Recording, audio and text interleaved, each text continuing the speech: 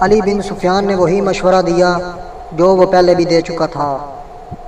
اس نے کہا اگر ناجی سے کمان لے لی جائے تو یہ جذبہ اور بھی پیدا ہو جائے گا، مگر صلاح الدین ایوبی ناجی جیسے ذہین اور تجربہ کار سالار کو سبق سکھانے کی بجائے سدھار کر رائے حق پر لانا چاہتا تھا۔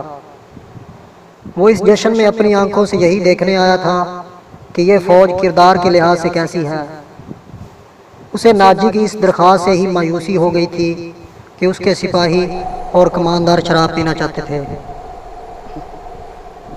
صلاح الدین ایوبی نے اس کی درخواست اس وجہ سے منظور کی تھی کہ وہ دیکھنا چاہتا تھا کہ یہ لشکر کس حد تک عیش و عشرت میں ڈوبا ہوا ہے۔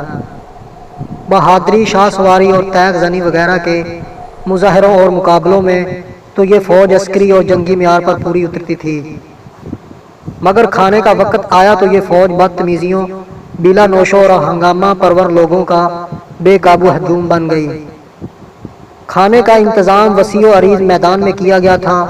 ایک طرف فوج کے کم و بیش 2000 آدمیوں کے لیے کھانا چنا گیا تھا اور ان سے ذرا دور صلاح الدین ایوبی اور دیگر بڑے مہمانوں کے کھانے کا انتظام تھا۔ سینکڑوں سالم دمبے اور بکرے، اونٹوں کی سالم رانیں اور ہزاروں مرغ روسٹ کیے گئے تھے۔ دیگر لوازمات کا کوئی شمار نہ تھا اور سپاہیوں کے سامنے شراب کے چھوٹے چھوٹے مشکیزیں اور مرائیاں رکھ دی گئی تھی۔ سپاہی کھانے اور شراب پر ٹوٹ پڑے، گھٹا گھٹ شراب چڑھانے لگے اور مار کا آرائی ہونے لگی۔ صلاح الدین ایوبی یہ منظر دیکھ رہا تھا اور خاموش تھا۔ اس کے چہرے پر کوئی ایسا تاثر نہیں تھا جو یہ ظاہر کرتا ہے کہ وہ کیا سوچ رہا تھا۔ اس نے ناجی سے صرف اتنا پوچھا 50,000 فوج میں سے آپ نے یہ سپاہی دعوت کے لیے کس طرح منتخب کیے تھے؟ کیا یہ آپ کے بدترین سپاہی ہیں؟ نہیں امیر مصر، ناجی نے غلامانہ لہجے میں جواب دیا، یہ 2000 عسکری میرے بہترین آدمی ہیں۔ آپ نے ان کے مظاہرے دیکھے ہیں، ان کی بہادری دیکھی ہے۔ میدان جنگ میں یہ جس جاں بازی کا مظاہرہ کریں گے وہ آپ کو حیران کر دے گا۔ آپ ان کی بدتمیزی کو نہ دیکھیں، یہ آپ کے اشارے پر جانیں قربان کر دیں گے۔ میں انہیں کبھی کبھی کھلی چھٹی دے دیا کرتا ہوں تاکہ مرنے سے پہلے دنیا رنگ کا بھی لطف اٹھا لیں۔ صلاح الدین ایوبی نے اس استدلال کے جواب میں کچھ بھی نہ کہا۔ ناجی جب دوسرے مہمانوں کی طرف متوجہ ہوا تو صلاح الدین ایوبی نے علی بن سفیان سے کہا، میں جو دیکھنا چاہتا تھا وہ دیکھ لیے ہے۔ یہ سوڈانی عسکری شراب اور ہنگامہ آرائی کے عادی ہیں۔ تم کہتے ہو کہ ان میں جذبہ نہیں، میں دیکھ رہا ہوں کہ ان میں کردار بھی نہیں۔ اس فوج کو اگر تم میدان جنگ میں لے گئے تو یہ لڑنے کی بجائے اپنی جان بچانے کی فکر کرے گی اور مال غنیمت لوٹے گی اور مفتوح کی عورتوں کے ساتھ وحشیانہ سلوک کرے گی۔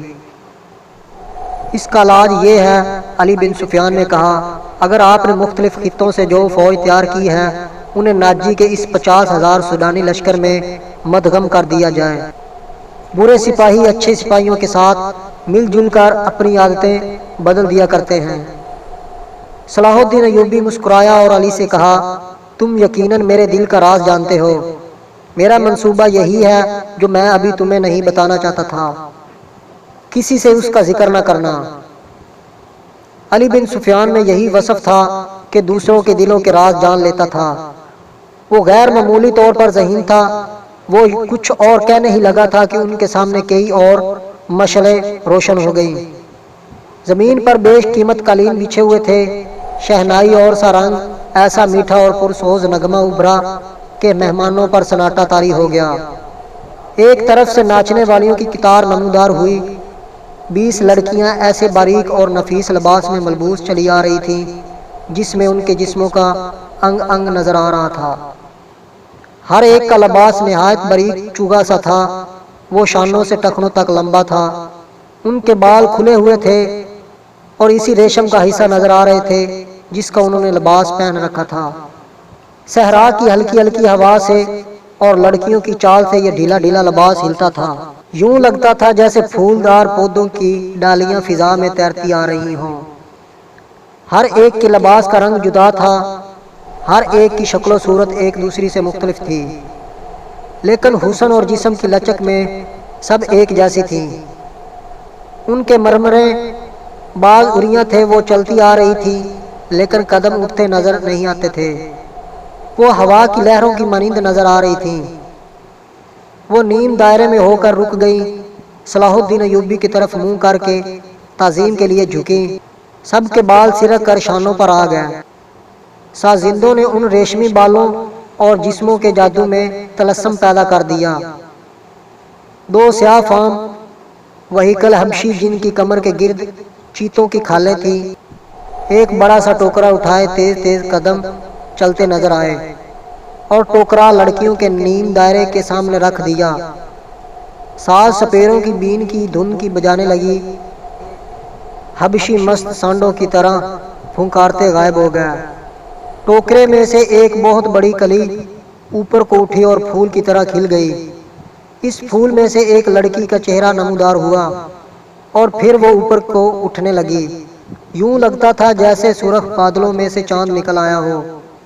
یہ لڑکی اس دنیا کی معلوم نہیں ہوتی تھی، اس کی مسکراہٹ بھی عرضی نہیں تھی، اس کے بالوں کی چمک بھی مصر کی کسی لڑکی کی چمک نہیں لگتی تھی۔ پھول کی چوڑی پتیوں میں سے باہر قدم رکھا تو اس کے جسم کی لچک نے تماشائیوں کو مسحور کر لیا۔ علی بن سفیان نے صلاح الدین ایوبی کی طرف دیکھا، اس کے ہونٹوں پر مسکراہٹ تھی۔